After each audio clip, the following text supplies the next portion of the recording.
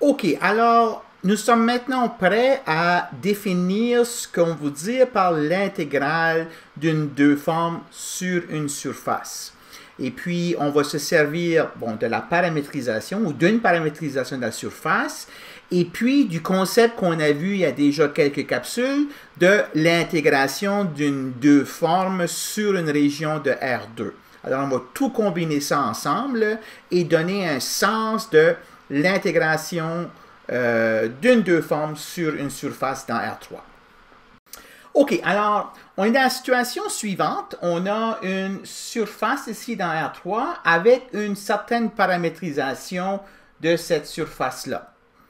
On a une deux formes ici sur R3 et puis on aimerait pouvoir faire un sens de ce que ça veut dire quoi intégrer la deux formes oméga sur la surface S. OK, donc on veut donner un sens à ça. La seule chose qu'on a vu comment faire pour l'instant, c'est comment intégrer une deux formes sur une région du plan.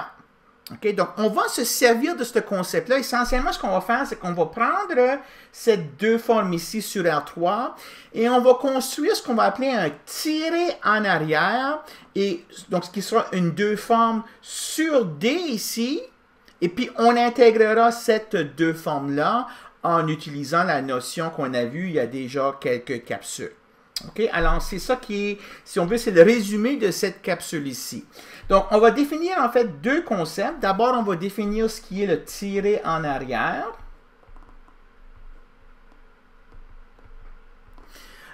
Donc, je vais écrire la situation qui est dessinée ci haut, soit S, une surface donnée, avec paramétrisation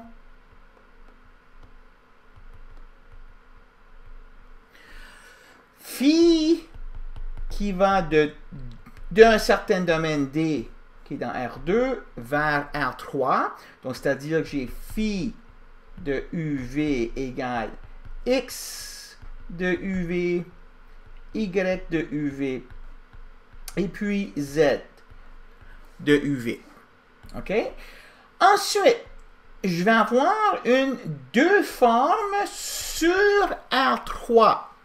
Donc, une deux formes sur R3, on sait qu'il y a trois coefficients. Hein? Donc, j'ai A1 de X, Y, Z qui multiplie DY produit DZ, plus A2 de X, Y, Z qui multiplie DZ, DX, plus A3 de X, Y, Z qui multiplie DX produit DY.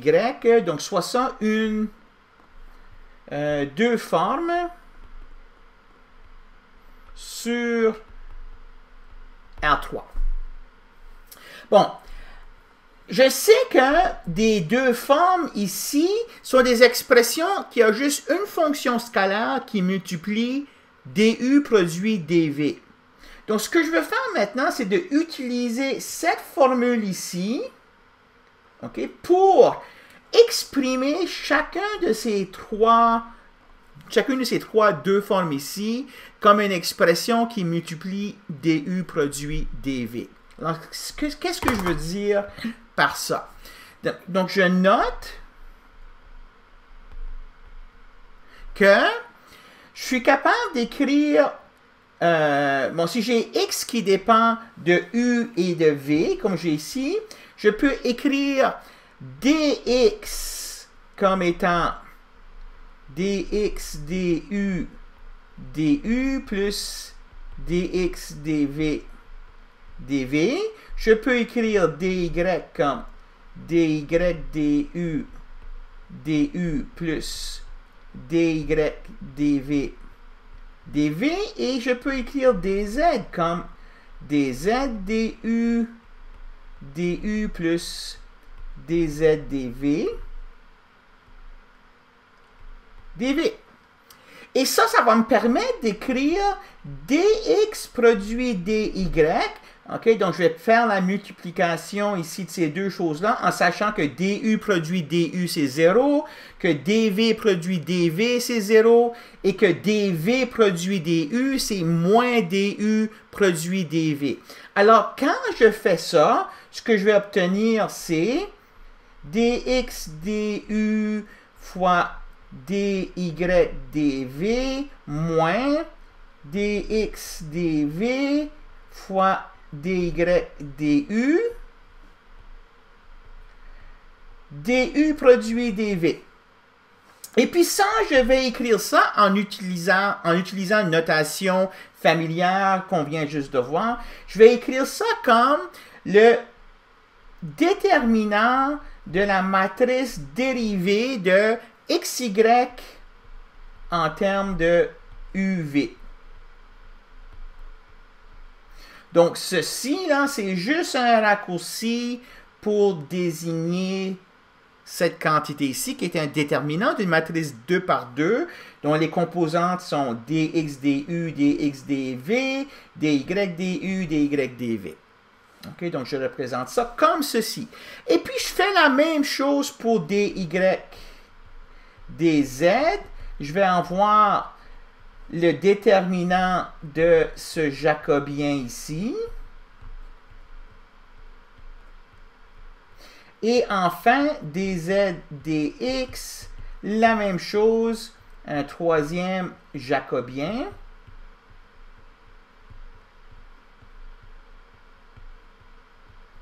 Donc, l'important ici, là, c'est que dans l'expression pour la deux formes sur R3, j'ai arrivé à exprimer dy dz, dz dx et dx dy, tout en termes de du produit dv.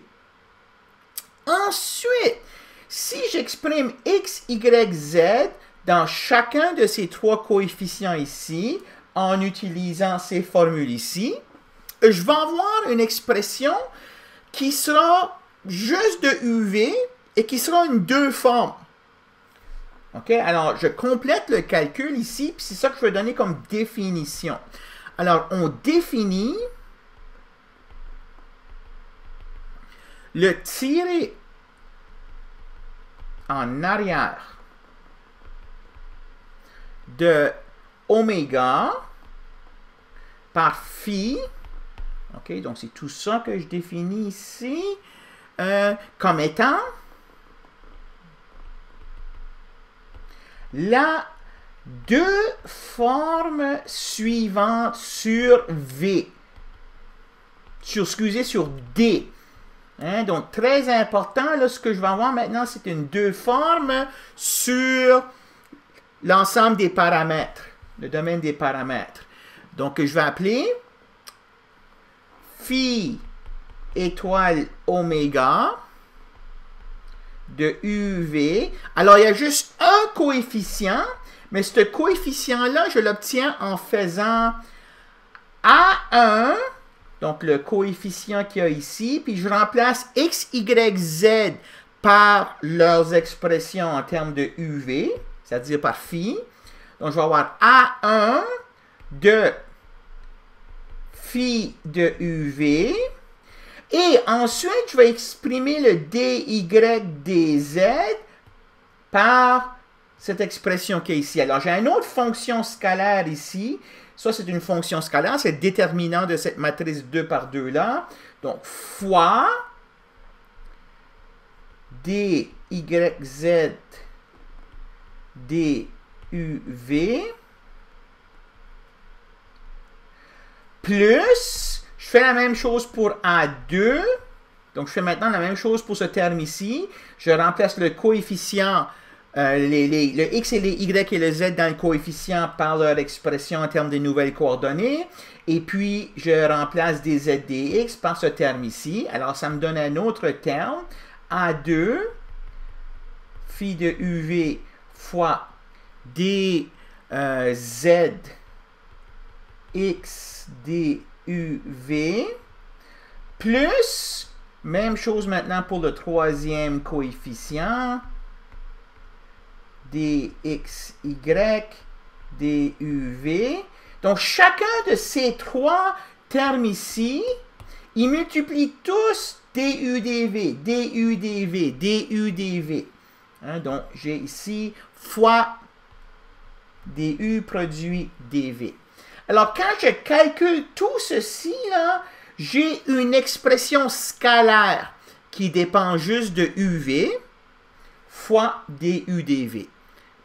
Alors, ça devient maintenant une deux formes, mais sur UV. Alors, j'ai essentiellement tiré cette deux formes ici, qui était une deux formes sur la surface S ou dans R3, puis je l'ai tiré en arrière afin de me donner une deux formes sur D. Donc ça, c'est la définition de tirer en arrière. Et puis maintenant, une fois qu'on a ça, ben, l'intégrale de la définition qu'on va se donner de l'intégrale de oméga sur S, on va dire par définition, c'est l'intégrale du tir en arrière sur D ici. Ça, c'est quelque chose qu'on sait déjà comment faire. On l'a fait il y a quelques capsules passées. Hein, donc, ça, c'est la deuxième définition. On définit l'intégrale de surface de la deux formes oméga sur la surface S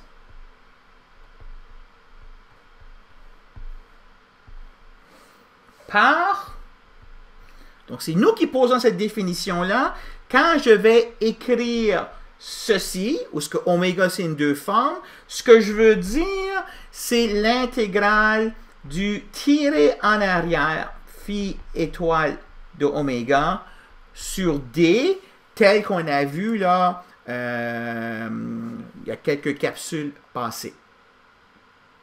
OK? Donc ça, maintenant, on sait comment calculer ça. Essentiellement, c'est que j'intègre le coefficient ici. Hein. Je vais prendre le coefficient que j'ai ici, et puis je vais l'intégrer sur la région D. Quoi d'autre à dire? OK. Première remarque, c'est que si jamais S est fermé, alors je veux dire qu'il n'y a pas de frontière ou pas de bord. Donc, par exemple, quand je prends la sphère de rayon R majuscule qu'on a faite là, à la capsule précédente, il n'y a pas de bord. Hein, c'est une surface là, qui n'a pas de bord. Une surface qui a un bord, ça serait par exemple le cylindre. Hein, le bord, ça serait les cercles qui sont au-dessus et au-dessous. Donc, quand j'ai une surface qui n'a pas de bord, on va écrire ceci au lieu de ça. Hein? Donc, la même manière que quand on avait une courbe fermée, je désignais l'intégrale curviligne sur la courbe fermée avec un cercle dans l'intégrale. Okay? Donc, c'est juste une notation. Ça ne donne pas de sens plus précis, autre que de nous rappeler que la surface sur laquelle on intègre n'a pas de bord. Ça va être quelque chose qui va être un peu plus utile, plus tard, mais pour l'instant, c'est une notation. Et puis, deuxième remarque, c'est que à signe près, c'est-à-dire avec un signe de plus ou moins près, ce nombre ici, qu'on vient de définir là, est indépendant du choix de paramétrisation. C'est-à-dire, on a vu, ou j'ai mentionné qu'une surface donnée peut avoir une infinité de paramétrisation possibles. OK? Donc, comment savoir, qu'est-ce que je veux dire par ça? Mais le concept, lui, la réponse qu'on va obtenir est indépendant du choix de paramétrisation à un signe de plus ou moins près. Okay? Donc, on n'est pas encore prêt à comprendre le pourquoi du signe plus ou moins, mais on va approfondir cette ambiguïté-là dans les capsules à venir. Donc, pour l'instant, il suffit juste d'écrire qu'à signe près, c'est indépendant du choix de paramétrisation de S.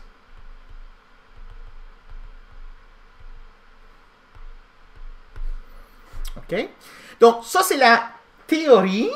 À la prochaine capsule, on verra quelques exemples pratiques de comment se calcule ici s'effectue.